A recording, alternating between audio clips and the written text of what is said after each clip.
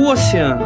Um grande corpo contínuo de água salgada, que cobre mais de 70% da superfície do nosso planeta. Ele contém cerca de 1,34 bilhões de quilômetros cúbicos de água. E é no oceano que encontramos quase 97% de toda a água do planeta. Ele normalmente é dividido pelos geógrafos em 5 grandes regiões, né? A gente tem o Atlântico, o Pacífico, o Índico, o Glacial Ártico e o Glacial Antártico. E o oceano é o habitat de milhões de plantas e animais, desde organismos microscópicos unicelulares até gigantescas baleias azuis, né? O maior animal da Terra. E a vida pode ser observada até mesmo nas profundezas, nas fossas oceânicas. E no passado acreditava-se que esse local seria completamente inóspito. E aí a gente criou muita coisa, né? Será que criamos? Será que encontramos? Então também o oceano é lar de muita fantasia e muito mistério. Seres mitológicos que representam esses perigos podem existir? Criaturas reais, misteriosas, habitantes das profundezas do mar? Afinal de contas, as sereias existem? A gente vai descobrir logo depois dos recadinhos e a gente já volta.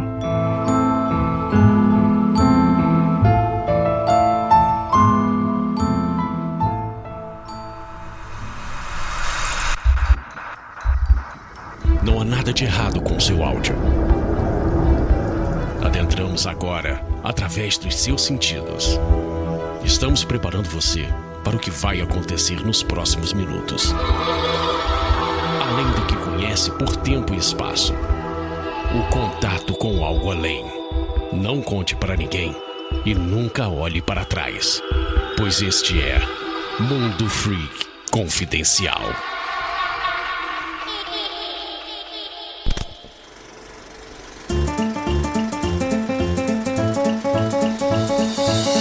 Chegamos aqui agora na área de recadinhos do Mundo Freak Confidencial. Prometo que vai ser bem rapidinho. Primeiramente, lembrar a nossa exclusividade com o senhor Spotify. Isso mesmo. Você encontra nossos episódios no aplicativo do Spotify e também no nosso site. Se você quiser baixar os episódios, se você quiser escutar, cara, seguir, tudo bonitinho, tudo gratuitamente pelo Spotify, online, offline. A parte de podcasts é completamente liberada para a versão gratuita do aplicativo. Você não precisa se acanhar. Dá uma olhada, dá uma baixada aí, que eu tenho absolutamente certeza que dá pra abrir esse espacinho bonitinho aí no seu celular, que eu tenho certeza que vocês vão adorar o aplicativo. Tem outros exclusivos, tem muita coisa bacana. Então fica aí, qualquer dúvida relacionada à plataforma, entre em contato com a gente, que a gente pode ajudar, obviamente, questões de suporte. A gente não é o Spotify, tá bom, gente? Mas dúvidas relacionadas a como você escuta o Mundo Freak Confidencial, você pode mandar mensagem pra gente, tá bom?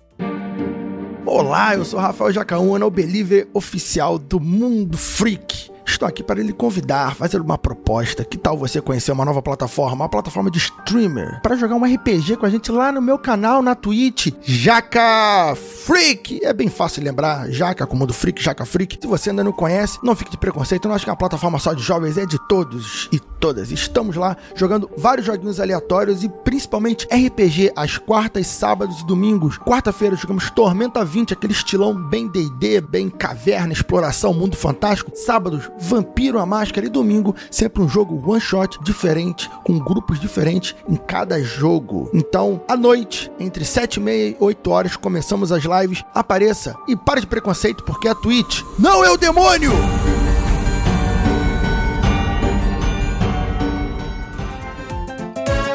Outra coisa são as nossas redes sociais. Já que você está ouvindo agora esse programa, aproveita para acessar o Instagram e seguir a gente. Vai lá no @MundoFreak e lá no Twitter é um pouquinho diferente, é @Mundo_Freak. Além de programas extras apresentados pela equipe do Mundo Freak, são nossas redes que a gente mantém contato e interação com vocês ouvintes, damos feedbacks e por aí vai. Então, dê uma olhada lá que é bem bacana e bem divertido aí. E agora, bora pro episódio.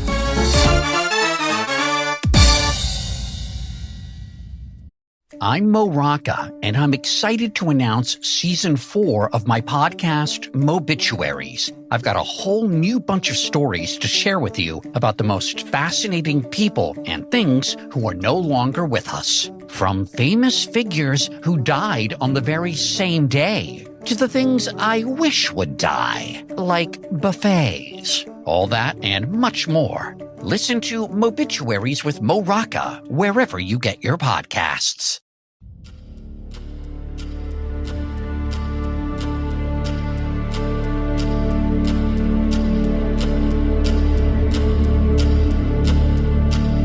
Longos dias e belas noites, queridos ouvintes! Está começando mais um Mundo Freak Confidencial e dessa vez submarino, porque eu sou Andrei Fernandes com meu escafandro e temos elas, a turma da Caixa Baixa do Mundo Freak Confidencial. Pra começar, temos aqui ela, nossa queridíssima Jay. E aí? Oi, pessoal, tudo bem? Então, hoje eu tô aqui pra provar que sereias são alienígenas. Eita, olha aí, ó. Temos uma confirmação. Temos aqui ela também, nossa queridíssima Ananda. Olá, gente. Olá, ouvintes. Hoje só quem tem 1,5 metro pode gravar esse programa aqui. Exatamente. Eu tô muito feliz de gravar com essas mulheres aqui hoje. A gente nunca gravou junto, eu acho, né? Muito bem. E você falou bem, Anandinha. Eu tô me sentindo aqui a Branca de Neve. Que filho da mãe. Eu vou morder sua canela, hein? É mulheres gravando hoje e o Andrei, sereias e sereio. Isso me lembrou de uma piada do Ari Toledo, mas deixa pra lá. Temos aqui ela também, nossa queridíssima Ira Croft. Oi, gente! Pois é, além de estarmos mais perto do chão, algumas pessoas estavam confundindo. E confundiram eu com a Ananda, com a Jay comigo e com a Ananda. Então, por que não fazer um programa pra bugar o ouvinte agora? Pra saber se o ouvinte sabe quem é quem aqui dessas 3 sereias.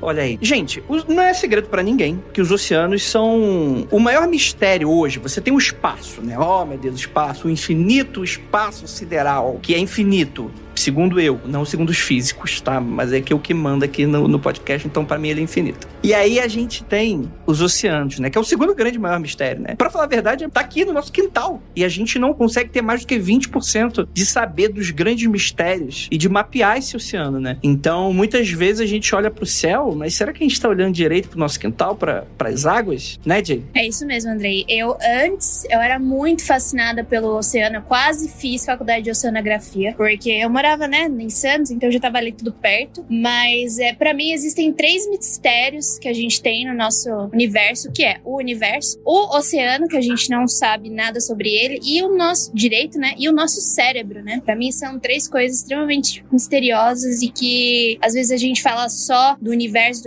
mas a gente tem aí, como você disse, no nosso quintal, os oceanos bem misteriosos. Isso aí. Você imagina se você fizesse, se você participasse do Mundo Freak, você ia ficar corrigindo a gente de orca não é baleia, André, deixa de ser burro, orca é um golfinhão. Eu descobri esses dias, tava falando com uma ouvinte, ela faz parte de um laboratório de oceanografia e ela disse que tem muita física, ou seja, eu não estou tão longe, eu ainda posso me bandear pra essa área aí. Olha aí. Ai, que legal. Eu quis fazer oceanografia também, mas por causa da região, porque eu sou lá do Vale do Ribeira, que é uma região caiçara e ribeirinha, então a água tá presente em nossas vidas muito, muito fortemente.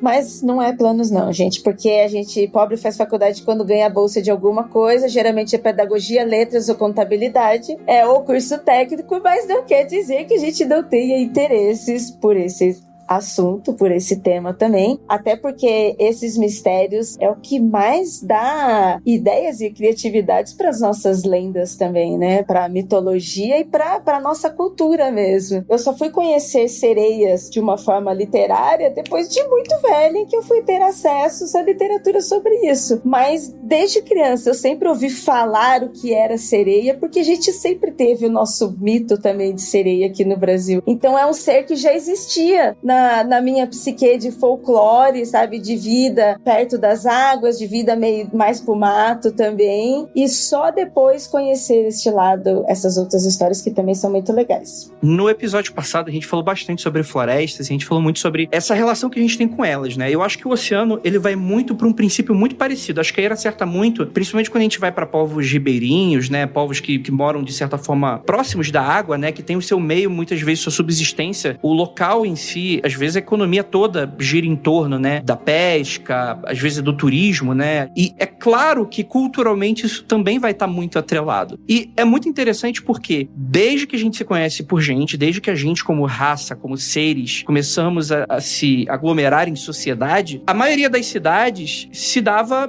no entorno de água, né, porque é ali que você conseguia tirar a água para colheita, ou o próprio peixe, né, para você conseguir alimentar. A quantidade quantidade de pessoas, você fazer aquilo num local desértico, né? Ou num local muito longe da água, quando você não tem um domínio da natureza, fica muito mais complicado, né? Por isso, talvez, essas lendas da água, né? O folclore e a mitologia relacionada a esses corpos d'água são muito comuns e tem uma riqueza muito vasta, né? É por isso que, inclusive, a gente começa esse episódio falando que não existe um mito unificado de sereia. Inclusive, isso que a gente conhece como sereia já é uma construção muito recente, né? Tipo, talvez tem séculos, mas comparado com as primeiras contos e causos e os primeiros encontros, né? Seja eles espirituais, os encontros fantasmagóricos, né? Ou interessantes, a gente vai ter em diversos locais do mundo, porque se tem água, tem gente que acredita que coisas, né? Além da nossa compreensão, moram nessas águas, né? Então, até mesmo essa coisa da sereia... O que você imagina quando você pensa sereia, ouvinte? Você pensa na menina bonitinha, né?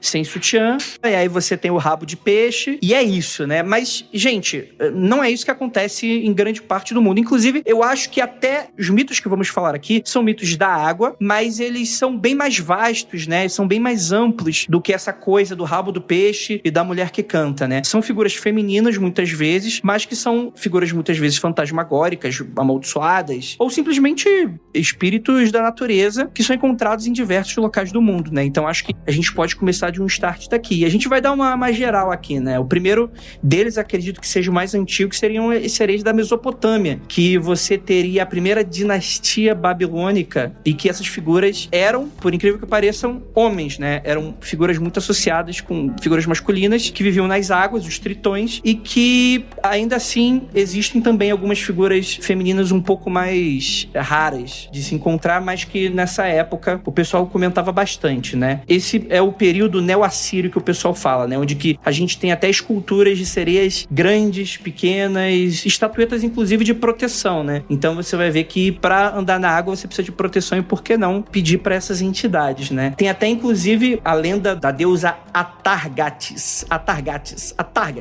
não sei como se pronuncia, desculpa meus assírios babilônicos que estão ouvindo a gente. Ela seria a mãe e rainha assíria, né? E que ela se apaixonou por um pastor, né? Um mortal, né? Um pastor não de igreja evangélica, né? No caso, ele tinha umas ovelhinhas, né? Só que sem querer a deusa foi lá e matou o cara. Porque acontece, quem nunca? E aí ela, envergonhada, se lança ao lago e assume aí uma forma de peixe, né? E tem toda essa história, né? De que as águas não conseguiriam ocultar a beleza divina e por causa disso ela adotou um aspecto meio humanoide, meio de peixe, né? E aí muitos atribuem essa coisa de parte de cima gente, parte de baixo peixe, outros até como um peixe com braços e uma cabeça humana, que seria um pouco bizarro. Mas é isso, né? E aí a gente tem a Odisseia. Você lembra da Odisseia, Ira? Pois é, eu lembro da Odisseia. Nossa, muito cultural ela lembra da Odisseia. Claro que não, né? Eu lembro de ver filmes, ver Sessão da Tarde, ver esse tipo de coisa, né? Foi aí que eu ouvi falar o que era a Odisseia. Mas até então, é isso que eu falei no início. Eu acho que a Odisseia, ela começa quando a gente começa a ter um encontro literário e com uma literatura numa idade em que a gente já esteja lendo mais livros do que só aqueles iniciais em que a gente tá aprendendo a ler de verdade. Então, a Odisseia, eu só lembro disso lá pelos meus 18 anos, quando eu fui ter livros e ler sobre isso e conhecer literatura, mitologia grega. É interessante lembrar da Odisseia também, porque a Odisseia ela é um poema em que foi elaborado ao longo dos séculos por tradição oral, então ela tem o seu formato e tem a adição de algumas pessoas que vão adicionando dentro dessa mitologia, né? E o poema, ele relata o regresso de Odisseu, ou Ulisses. Eu me lembrava mais de Ulisses do que Odisseu mesmo. Como as coisas vão mudando, né? E eu acho que até em cinema também tem essa mudança, porque era chamada assim em Roma. É muito comum isso. Acho que com nossa proximidade de Roma, por exemplo, o Hércules, né? Hércules é o nome romano do Heracles. Acho que acaba sendo mais comum pra gente, né? Pois é. Na jornada, o herói, o Odisseu ou Ulisses, ele retornaria depois de 10 anos, passando por muitas desventuras no Mediterrâneo. E uma das criaturas que ele encontra são as sirenas, que é uma mistura de cabeça feminina, né, de elementos femininos com aves. E existe também estátuas delas, assim, até hoje. Eu achei bem esquisito. Muitas pessoas ligam, né, a essa coisa, principalmente por causa da cultura pop, né? Você falou bem, né, de que aos poucos foi se construindo e tal. Eu acho que os filmes filmes, né, que a gente conheceu, eles acabaram modificando muita coisa, né? Todos os filmes de mitologia grega tem uma coisa meio modificada ali no meio do caminho, né? Eu lembro muito do Atena, né, que tem aquela corujinha de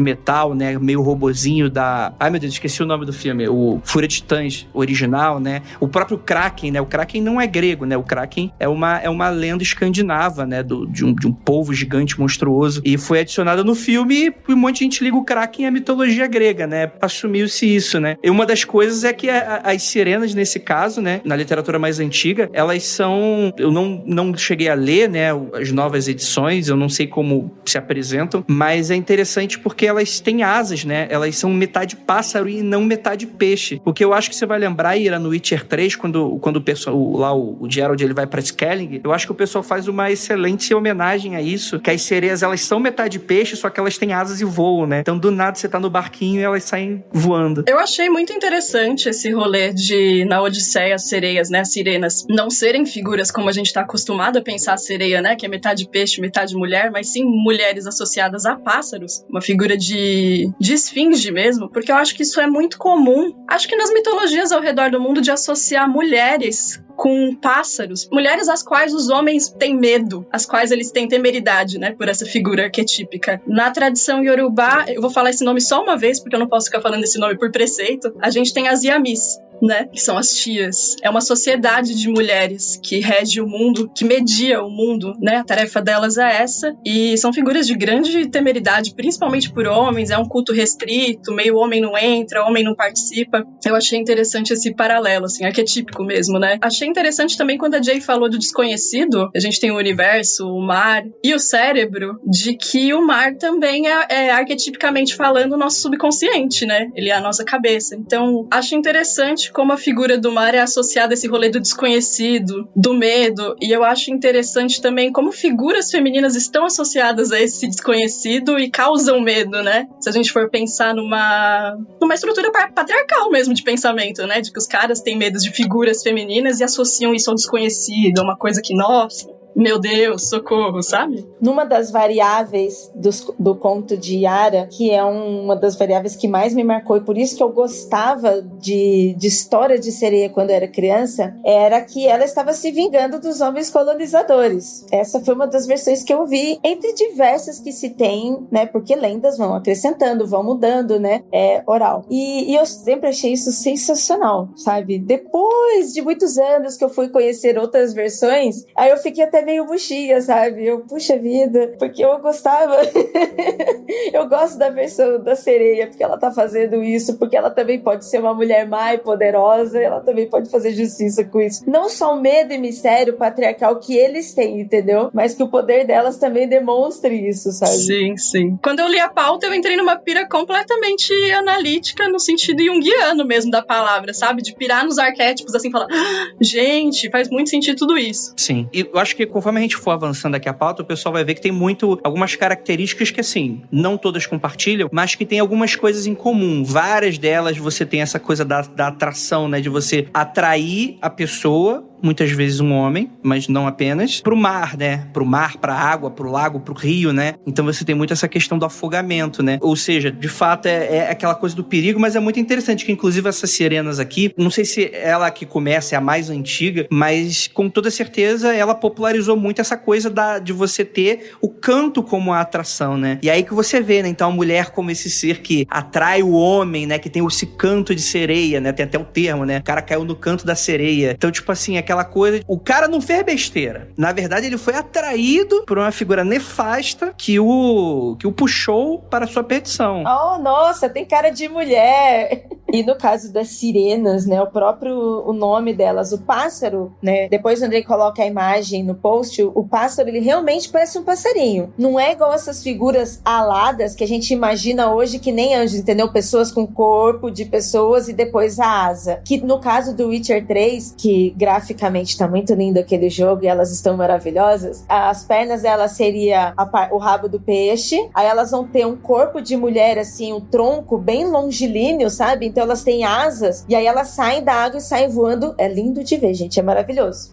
Mas essa daqui, esse antigo, elas têm o tamanho de galizé. Eu não sei, eu estou fazendo aqui na câmera o sinal de pequenininho, porque quem é de região rural, quem é de região de sítio, sabe que é um galinho galizé. Então, é um pássaro pequeno que canta, que grita muito, por isso da sirene, e aí tem o rosto de mulher, onde se relaciona um mistério do tipo, isso que o Andrei falou, ele caiu no canto da mulher, a mulher ser estridente, não é? Porque pro cara, né, pros homens ficar ouvindo mulheres é cansativo, porque, né, nossa, a mulher fica blá, blá, blá, blá, blá. É isso que o cara pensa. Então, a figura, olha só o que é uma figura de pássaro que não para de falar com a mulher, e como isso é pra causar medo nos caras. É legal que na Odisseia, né, o trecho pra mim é um dos mais legais, assim, que você tem, né? Eu sempre gostei muito de mitologia porque aparecem os monstros e tal. Esse aí, depois que eles encontram a Circe, né, que é uma bruxa, né, meio deidade, você tem o alerta que ela faz, né? Aí o pessoal fala, vocês vão passar por um trecho que tem as sereias lá, né? Então você toma cuidado, é muito legal, né? Que aí ela dá a dica, né? Dá o bizu de que você tem que colocar cera de abelha nos seus ouvidos, e aí você consegue passar incólume pelo encanto, né? Da música que elas cantam e tocam, né? Elas tocam também, né? Inclusive tem uma estátua aí que a gente vai deixar no post, que é dela segurando uma harpa de casco de tartaruga, uma estátua bem antiga de representação dessas sirenas. E aí o único que é o bonzão, que é o Ulisses lá, fala, não, eu quero escutar porque eu sou bonzão. Só que me amarrem, porque eu não...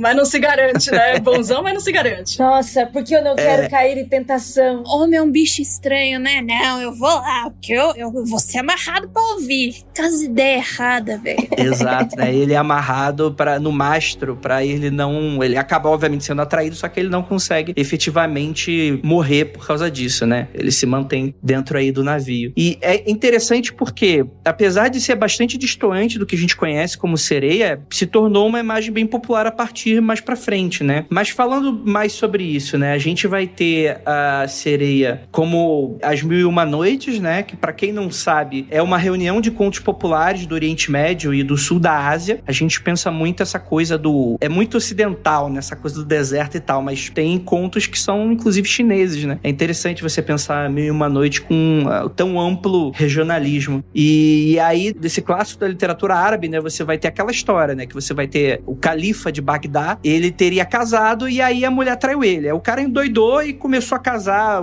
seguidamente e ia matando as mulheres após o casamento. E aí ele encontra com a Sherazade, que é uma menina muito sapeca, muito, muito inteligente. Ele fala, te contar a história toda noite. E aí depois de 1001 noites, cada uma história diferente, ele acaba se apaixonando pela Sherazade, aí ele vive feliz pra sempre, talvez. Não cheguei até o final porque parei no 59. 1001 é muito difícil pra mim. Eu ia falar que não deveria, né? Porque o cara, ele endoida, mata as mulheres, daí, no caso, ele se apaixona e vive infeliz para sempre. Ele tinha que tomar jeito na vida dele, né? Não se apaixonar e viver feliz para sempre. Eu fico bem incomodada com a história de 1001 Noites, pra falar a verdade. Pois é um conto muito pesado, cheio de violência, isso se chama feminicídio, tá, gente? Ele desconta as frustrações dele nas mulheres e ele mata todo dia uma porque ele é um frustrado. Mas é interessante porque aqui elas não são sereias, obviamente, né? Você tem os contos do Abdullah o Pescador e Abdullah o Tritão, no qual o protagonista é o Abdullah e ele consegue respirar embaixo d'água, né? Que você vai ter um pouco desse folclore de que existia um povo, aí eles não são metade peixe, eles são como se fossem pessoas normais mesmo, só que ele tem a questão que eles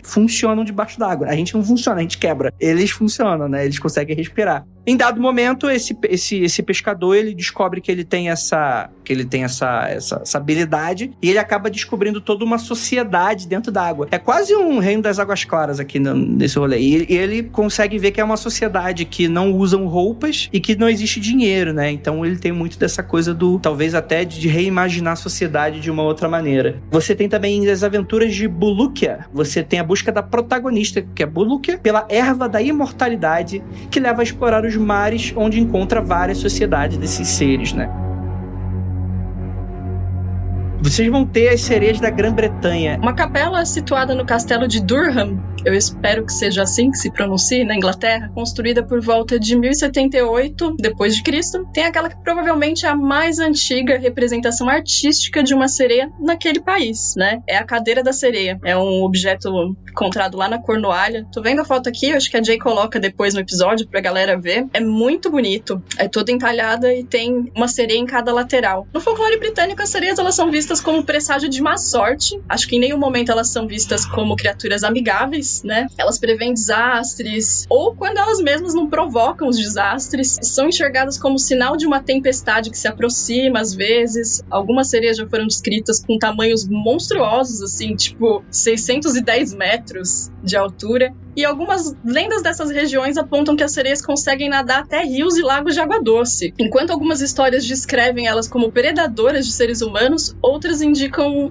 Eu falei que não tinha nenhum lado benevolente, mas em algum momento tem sim, um lado benevolente com as criaturas. Inclusive tem exemplos de relatos, né, nos quais as sereias ensinam os humanos a cura para determinadas doenças. Mas é muito mais raro do que a figura mesmo cabulosa e aterrorizante da sereia nessa região. Eu fico imaginando, Nandinha, que talvez, tipo assim, com às vezes o domínio da natureza, né, o domínio dos mares, esses mitos eles vão também se modificando um pouco nesse quesito, né? Então o mar passa a ser também uma coisa provedora, né? E aí isso parece fazer também sentido. Então você tem essa coisa mais originária que tira, né? Que seja ceifadora mesmo. E em outro lado, uma contraparte agora, você tem também algo, né? Então você tem a questão dos tesouros, né? Mais pra frente o pessoal fala bastante. Pois é, a ideia que eu faço, na verdade, dessa coisa toda é uma ideia muito maternal do que é a visão do mar, né? Que a mãe é justamente essa figura que dá, que tira, às vezes é benevolente, às vezes é um pouco mais dura, né? Talvez seja alguma coisa nesse caminho, né? De ver o mar como uma figura provedora, mesmo assim como a mãe também é. É interessante também que, geralmente,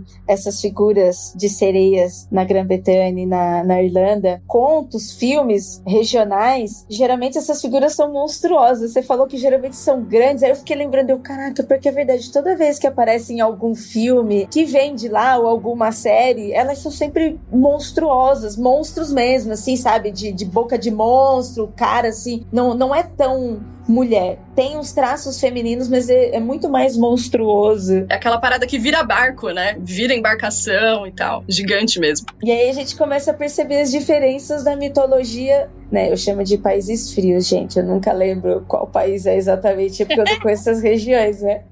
Mas a gente vai percebendo essas mudanças nessas histórias de país para país. Eu acho que a gente tem que delimitar aqui que essa imagem da sereia bonitinha e tal, isso é muito moderno, né? Isso é muito Disney já, né? Disney. A gente tá falando aqui de monstros e espíritos vingativos, muitas vezes, né? Bom, não são só figuras femininas, né? Que existem na mitologia dos povos lá da Irlanda, do Reino Unido, da Grã-Bretanha. Existem também figuras de tritões, que são descritos lá no folclore britânico como seres horrendos e mais selvagens ainda que as sereias, mas eles têm pouco interesse nos seres humanos. E errados não estão, né? Exatamente, acertaram. Acho que é a melhor descrição.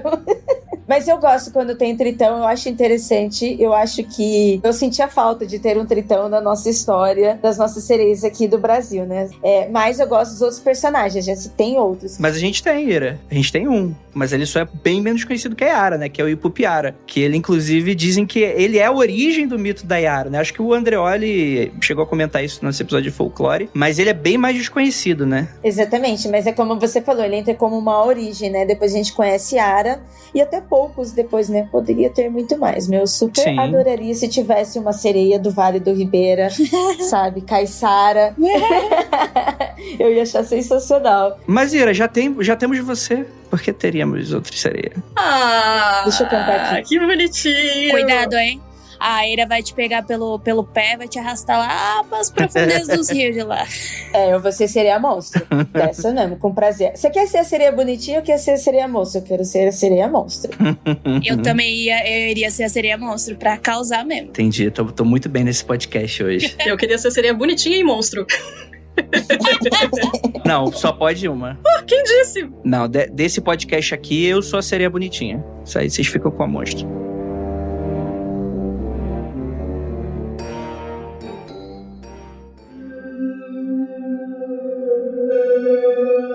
Bom, a Ainda na tradição irlandesa, existe uma figura de sereia que é a Liban, que é uma sereia santificada. Ela era uma mulher humana que foi transformada, né, em sereia, nessa criatura. 3 séculos após a metamorfose, quando o cristianismo chegou naquele país, ela foi batizada. Em outras histórias na Irlanda, as sereias são chamadas de merrows. Elas precisam usar um capuz mágico vermelho para sair das águas profundas e ir até a terra. Sereias da Ilha de Man são conhecidas como Ben Varey, não sei se é assim também a pronúncia. Ao contrário das sereias de outras regiões da Grã-Bretanha, elas são mais favoráveis aos seres humanos. E há várias histórias nas quais elas presenteiam, auxiliam ou premiam as pessoas. Por exemplo, tem uma história na qual um pescador carrega uma sereia encalhada de volta para o mar e aí ela dá um presente para ele. Ele é recompensado com a localização de um tesouro. E aí, em outra lenda, uma sereia bebê rouba uma boneca de uma menina, recebe uma bronca da mãe sereia dela e retorna até a criança para devolver o brinquedo, junto com um colar de pérolas para compensar aí o furto, né, a transgressão dela. E por fim tem uma terceira história que fala de uma família de pescadores que oferecia maçãs, né, todos os dias de forma rotineira para sereias e que por isso eles eram recompensados com muita prosperidade. Nossa, isso é muito legal, né, porque isso aí a gente já começa a ver delineado um pouco daquela coisa mais do espírito que você consegue barganhar, né, que eu acho que, enfim, eu não posso falar sobre todas as culturas e tal, mas eu vejo de maneira muito europeia, talvez. Quer dizer, acho que de todo lugar do mundo você consegue, sei lá, proteção, esse tipo de coisa e tal, mas já começa a delinear uma coisa muito que a gente já conhece aqui, né? É interessante.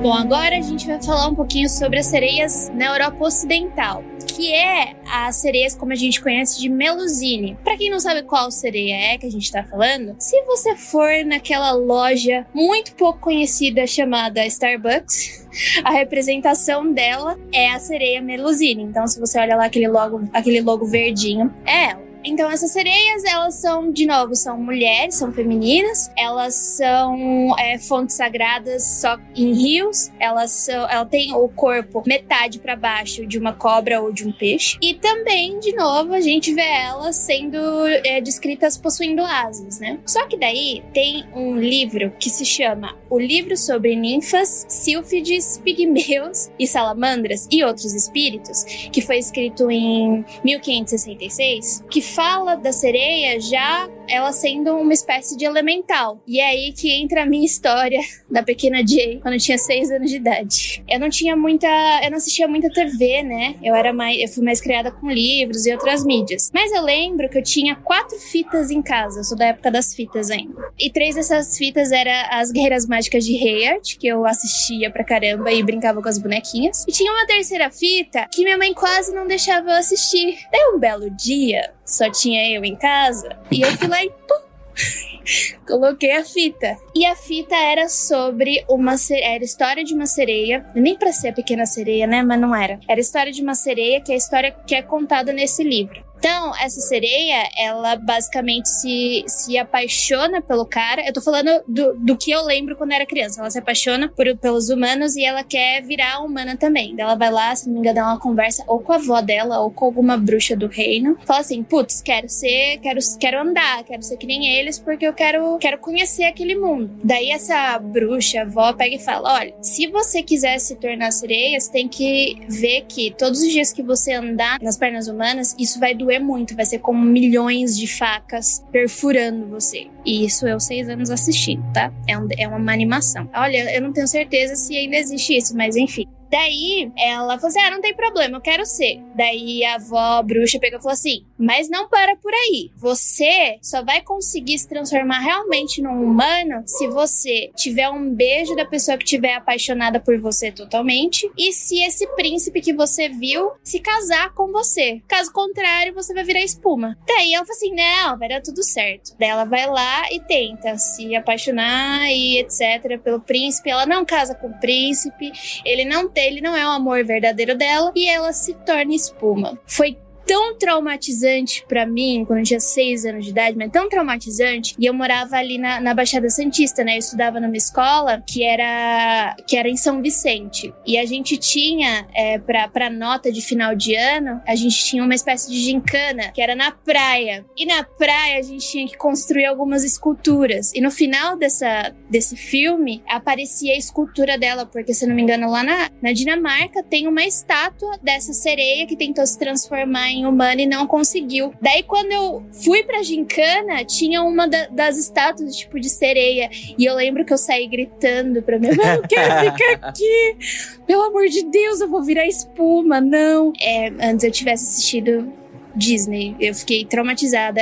A partir disso, eu comecei a não gostar mais de mitologia e contos. Eu trabalhei muito no planetário com mitologia grega, mitologia nórdica, até a indígena, mas assim, eu não é meu forte. Tudo por causa dessa fita desgraçada. Rapaz, Pequena Sereia, né? Eu acho que mesmo a Disney maquiando e deixando tudo bonitinho e tirando a parte mais violenta, ainda assim é uma história super violenta, né? Porque é uma princesa que entrega sua voz porque ela se apaixonou por um cara que ela não sabe nada, ela só viu o cara, ela só botou a cabecinha assim pra fora d'água, viu o cara, se apaixonou por ele. E mesmo que a Disney tenha tirado tudo isso depois, só o fato dela entregar a voz, ela escolher ficar muda, eu já acho isso pesadíssimo. E outra, ela tem todos os avisos, né?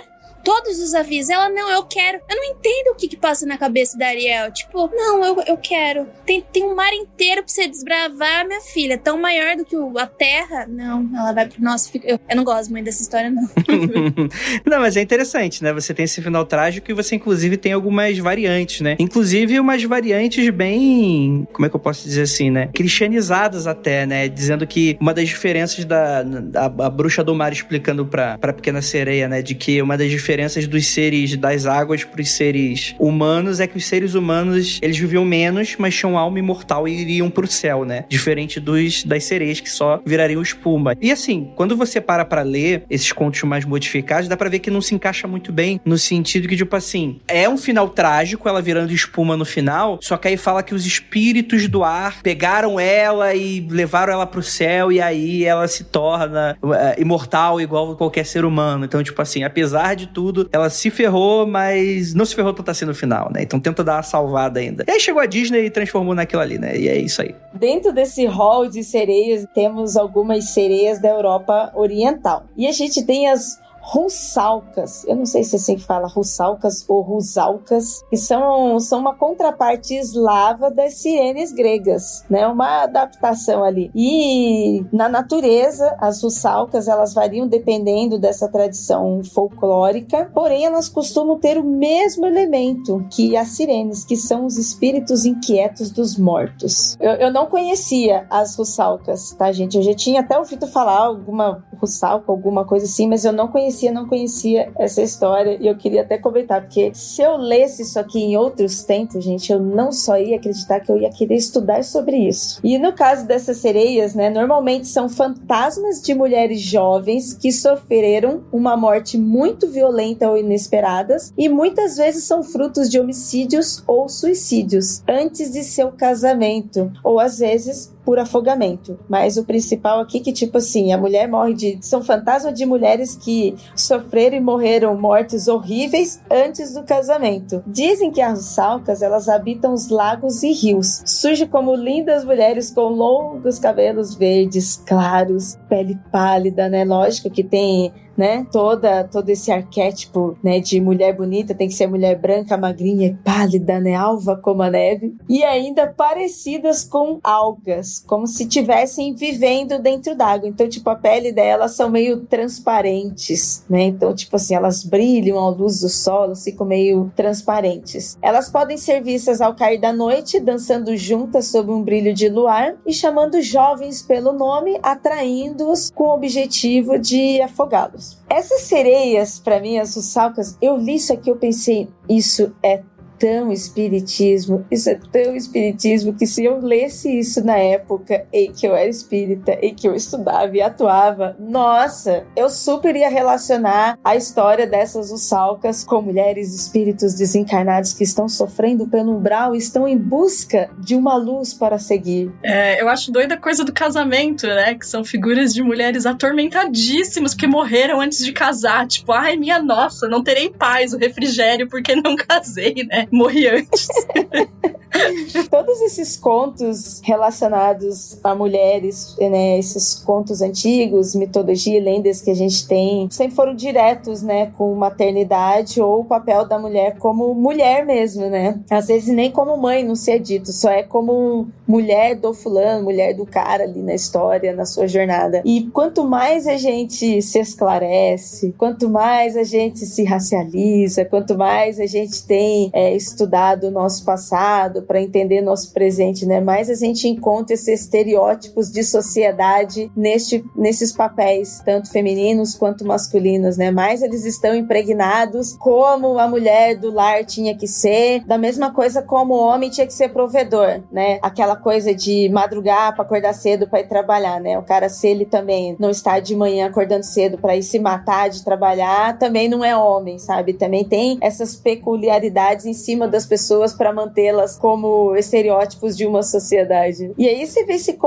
conto que pra mim, eu li isso, eu vi claro, e ainda vi muito claro quando eu vivia isso, sabe? Dentro de ordens religiosas, sabe? Eu estou lendo isso, parece que eu estou ouvindo o palestrante na minha ordem religiosa falando sobre isso, sabe? Nossa, sobre mulheres que desencarnam antes do casamento e depois ficam loucas. Isso é interessante porque tem essa questão mesmo do papel cultural, né? De você ter essa manutenção disso, né? De um estado que as pessoas acreditam que seria positivo manter, né? Esse tipo de coisa, né? O mundo vai acabar se não for desse jeito e tal. Mas é interessante que todos esses, muitas vezes, contos e fábulas, eles vão muito ser, né? Quer dizer, ou vai te alertar para um mal que pode acontecer com você, de um afogamento, ou vai falar sobre essas questões de, tipo assim, se você não seguir esse padrão, você tá ferrado na vida, e coisas nesse sentido, né? É interessante ver, tipo assim, como a gente como fora, assim, né? É claro que a gente, como sociedade, a gente não tá longe disso, né? A gente não está,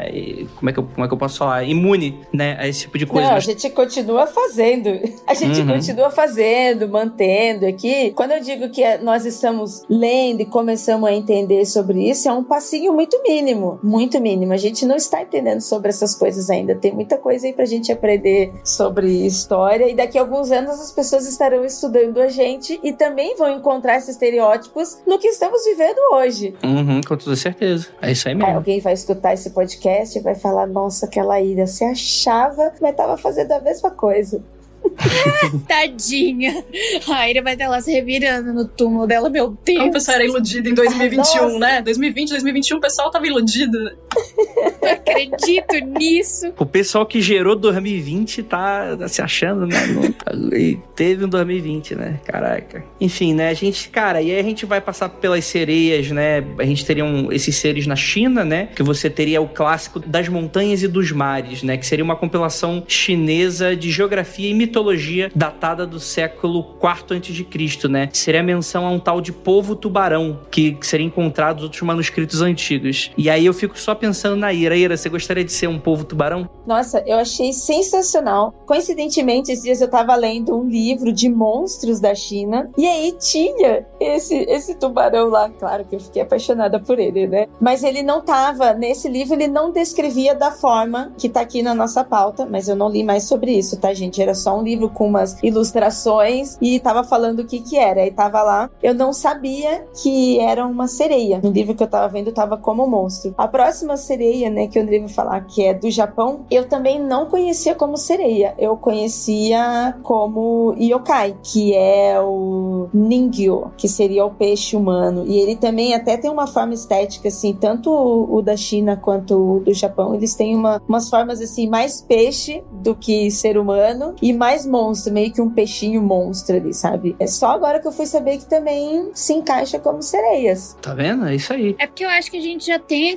aquele imaginário da sereia ser metade humano, metade peixe, né? Daí quando a gente vai pra culturas que não tá tão entranhada na cultura ocidental, causa meu Deus, isso é um monstro, isso não é uma sereia. Pra mim, pelo menos quando eu vejo os yokais dos japoneses, eu fico, nossa, mas pode também fazer o paralelo com as coisas que a gente tem aqui, né? E por sinal, Dona Ira, a senhora sempre me dá susto nos seus stories, que vira e mexe de madrugada, tem uns tubarão no meu Deus, mulher, esse tubarão na minha cara. Ai, eu gosto mesmo de tubarão. Fofinho tubarão, né, Ira? Nem parece que vai arrancar teu braço. Ai, eu achei ele lindo. Tem também a figura da sereia, que aparece em algumas tradições de alguns povos africanos, né? A gente tem a figura da Mami Wata, que é mãe d'água. É uma divindade das águas veneradas no oeste, no centro e no sul do continente africano. Também algumas regiões do Caribe, da América do Sul e do Norte, por causa da diáspora africana, né? Por causa do processo de tráfico do povo preto, da escravidão. Às vezes também são espíritos masculinos, tá? E outras vezes surgem também como espíritos femininos. Essa figura da Mami Wata é venerada no Vodun do oeste da África, no Voodoo do Haiti, na religião Yorubá e no Voodoo da Louisiana. Ela tá profundamente enraizada na tradição dos povos Efik, Ibibio e Anang. Falando da aparência dela, ela é descrita com um corpo de mulher da metade pra cima, um corpo de peixe ou de serpente da metade pra baixo. Também pode aparecer com um corpo completamente humano, dependendo, e sempre carrega com ela objetos caros. São pentes, espelhos, relógios. A figura dela também tem, às vezes, né, em algumas representações, uma cobra, que representa os poderes dela de divinação ou a própria divindade, e essa cobra aparece ao redor do corpo dela. Eu confesso que eu não conhecia essa figura, né, antes de ter contato com a pauta.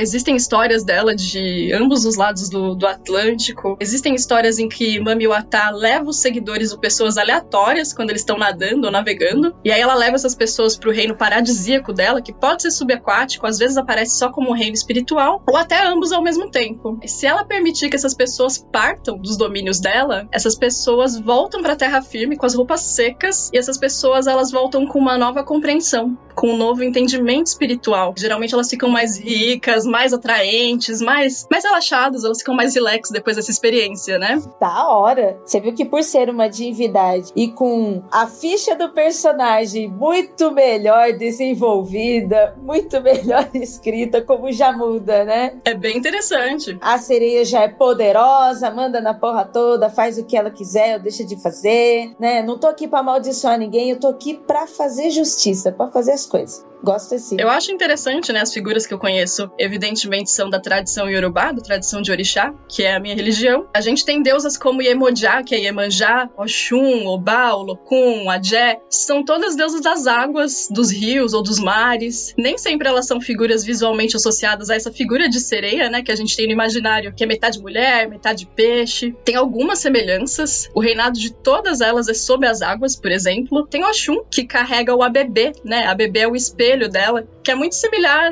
a Mami Wata nesse sentido, né? Que também carrega espelho, sempre tá com alguma riqueza, joia, esses objetos de ostentação mesmo, né? Tem Iemoja, que inclusive originalmente em terras Yorubá é mais ou menos ali onde hoje é a Nigéria e o Benin. Iemoja era uma divindade de rio, né? Originalmente ela não era do mar, ela era uma divindade do rio Ogum. Aqui nas Américas também com a diáspora africana que ela passou a ser uma deusa do mar. Lá também a gente vai ter do mar as deusas Adjé e Olokun, que são divindades mesmo de oceano, né, do panteão Yorubá. E Olokun é muito interessante, que ela é conhecida também pelo termo chamado Oloweri, que é metade peixe e metade mulher. E ela é a rainha das partes mais profundas do oceano, né, dos segredos profundos do oceano. Muito bacana, muito interessante. E é muito bom ver também esse lance de você ser multifacetado, né? Você não tem um tipo de ser aquático, deidade aquática, né? Você vai ter diversas formas e fases, né? Que representa bem a complexidade da nossa relação com as águas, né? Isso é bem interessante vermos dessa forma, né? Mas é interessante que aqui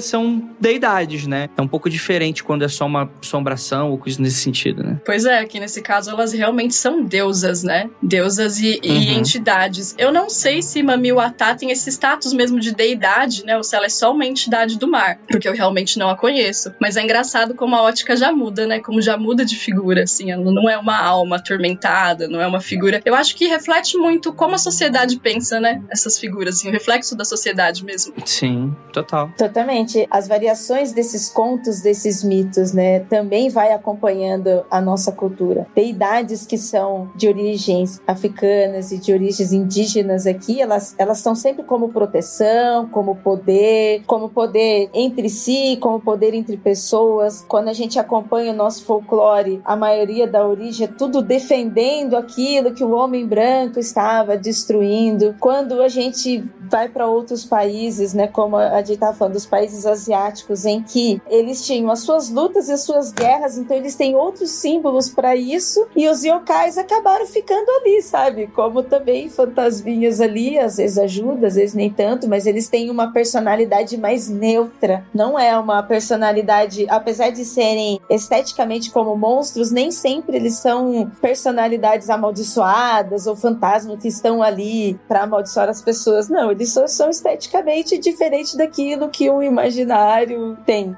E aí, gente, vocês acham que a gente tá falando muito de mitologia, muito de causos? Vocês acreditam que exista mesmo sereia? Pô, mas aí varia muito, né, de como cada um fez. Olha a infinidade de definições de sereia que a gente tem. Tipo, acredita em qual sereia? Seria o quê? Ah, não quero saber não. Aí agora é com vocês, se ferrem aí e se optem pela que vocês acharam mais legal. O que vocês acham? Vocês acham que existe? Olha, lá em Registro, a gente diz que tem até o monstro do lago, que não é lago, que se chama Rio Ribeira. E como diz minha mãe, só quem mora ali já ouviu Saci, Piá e sereia cantar. Eita, rapaz. Porque, assim, a gente, por incrível que pareça, temos relatos de avistamento, sim, através das eras, né? Por exemplo, o Cristóvão Colombo, né, em uma de suas viagens, lá em 1493, ele alegou ter visto 3 sereias. Ele afirma que não seriam tão bonitas como conta as histórias, porque teriam traços masculinos em suas faces. Esse encontro também, o pessoal liga muito à questão dos peixes-bois, né? Existe muito essa relação de que ao navegar muitas vezes por rios, né, nas Américas, né, rios amazônicos, você tem, não necessariamente precisa ser esse do Cristóvão Colombo, mas regiões que tem peixe-boi. O peixe-boi é muito associado à figura de sereias, né? Do pessoal chegar aqui, ver essa imagética no rio, o peixe-boi nadando e falar, caraca, uma sereia existe aqui. E é esquisitão, né? Então você teria um pouco dessa questão, né? Muitos também desses casos eram compartilhados por marinheiros e piratas que viam também como símbolo de mau agouro, né? Como alguns dos contos que a gente colocou aqui, né? E acreditavam que poderiam enfeitiçá-los, né? Em agosto de 2009, por exemplo, dezenas de pessoas alegaram ter visto sereias saltando das águas na Baía de Haifa e fazendo truques aéreos. A cidade israelense de Kiryat Yam ofereceu uma recompensa, inclusive, de $1 milhão pela comprovação da existência das criaturas. Olha que doido. E aí você tem também, em fevereiro de 2012, o trabalho em 2 reservatórios do Zimbábue parou quando os trabalhadores se recusaram a continuar afirmando que sereias estariam afugentando eles de lá. E tal fato foi relatado pelo Samuel Sipepanikokmo, que na época era o ministro de recursos hídricos do país. Olha aí, cara. E aí você vai ter diversos desses relatos muito interessantes, né? Inclusive relatos de farsa, né? Você vai ter, por exemplo, a sereia de Fiji, que seria um suposto cadáver mumificado e que teria sido exposto em Londres em 1822 e mais tarde acabou migrando para os Estados Unidos. Quer dizer, não migrando, foi migrado, né? Mas no caso é uma farsa, né? É uma costura, meio que uma imagem mumificada com uma cauda de peixe costurada, né? Inclusive com um excelente episódio do Arquivo X da sereia de Fiji, né? Que ele tem aí um circo dos horrores e tal, e seria aí uma criatura talvez amaldiçoada e tal. Não vou revelar o que é no final do episódio. É um episódio muito divertido e é isso, mano. Temos diversos relatos aí, né? Inclusive, que é um relato que a Jay deve gostar muito, que é o o documentário do Discovery Channel das sereias. Você lembra desse documentário, Jay? Ai, Andrei. Mas eu vim aqui falar pra você que, além desse documentário muito informativo do Discovery... Avisa que você tá sendo irônica. Tá bom, Jay? Ai, tô sendo irônica, desculpa, gente. Mas agora eu não vou ser irônica, tá? Agora eu vou falar uma coisa séria. Que pode soar eu sendo believer, porque já aqui no último que eu participei eu fui totalmente não believer. Então, não é totalmente impossível que existam sereias. Por quê? Eita, lá vem. O nosso mar, ele não é tão antigo assim, né? Ele demorou pra ser formado porque a gente sabe que o mar se formou por causa do resfriamento do nosso planeta. Mas só 50% das nossas águas provém desse resfriamento. Os outros 50% é tido que talvez tenha vindo de meteoritos. Eita.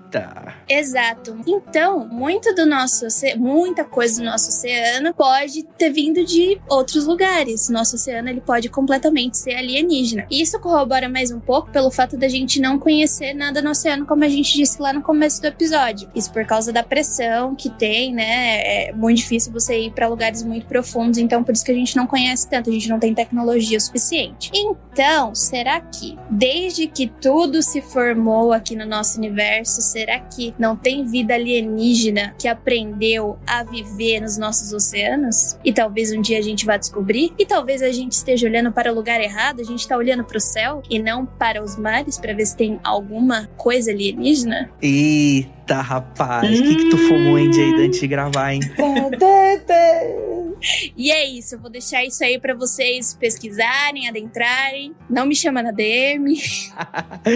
Muito bom, gostei, cara. Imagina, então seria uma parada meio aquele filme do James Cameron. Mas se vocês pensarem, tipo, na questão de lógica, faz um pouco de sentido, né? Porque não tem como toda essa água que a gente tem ser só do resfriamento da...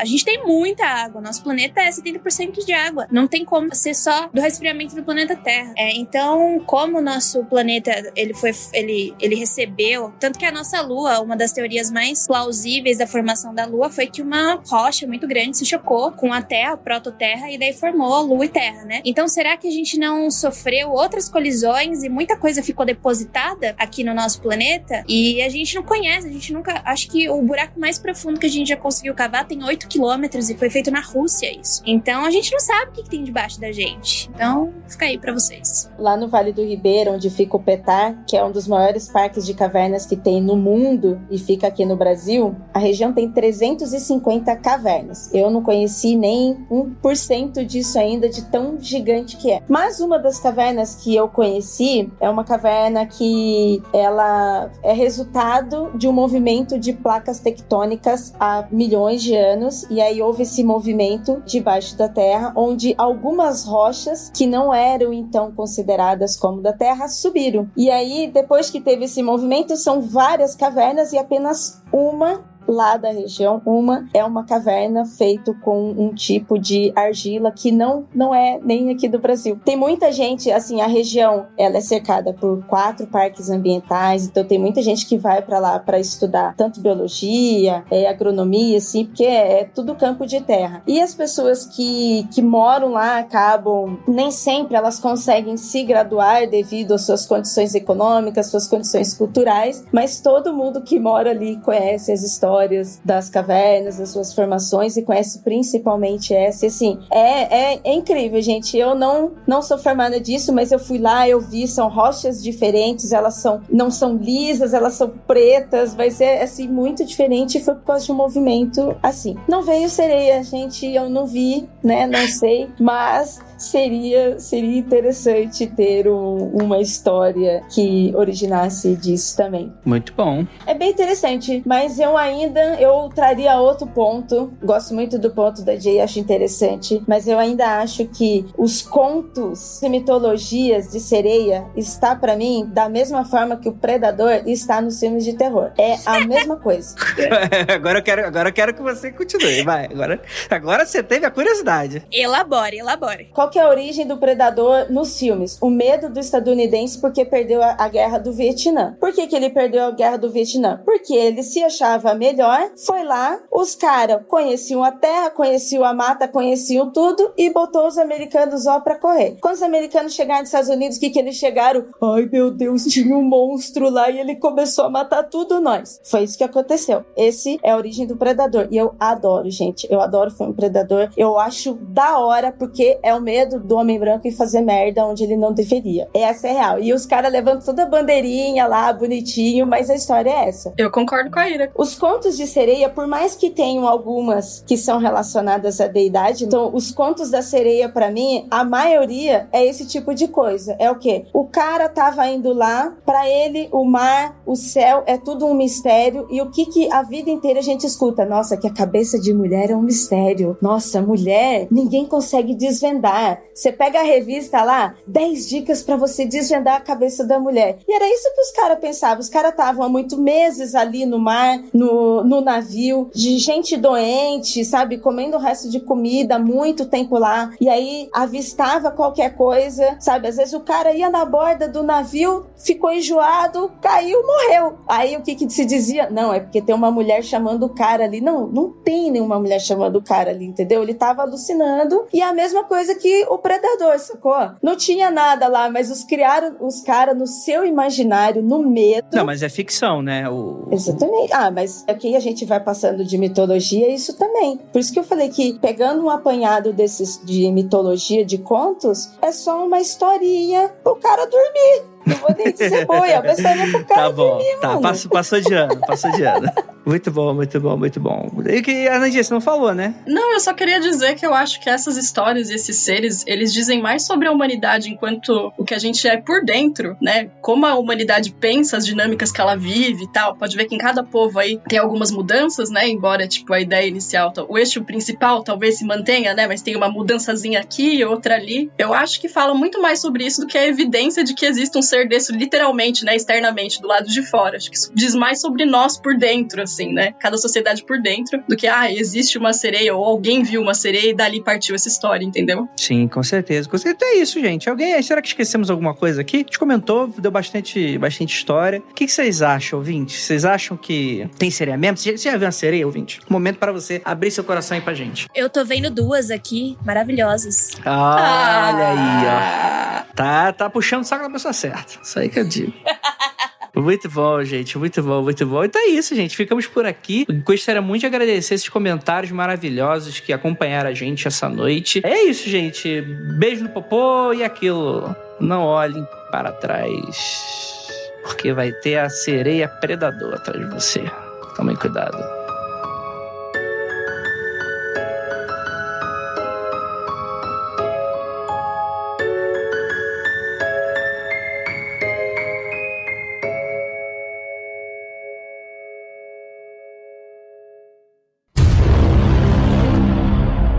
Gente, essa sereia de Fiji, ela parece um manjubão, né? Eu tava vendo aqui um peixão seco, gigante. Horrível. Qual sereia? Qual? Nossa. Eu acho que, assim, pra mim, o mais horrendo são as pessoas que tentaram fazer parecer que existiam sereias, que bagulho né? grotesco. mundofreak.com.br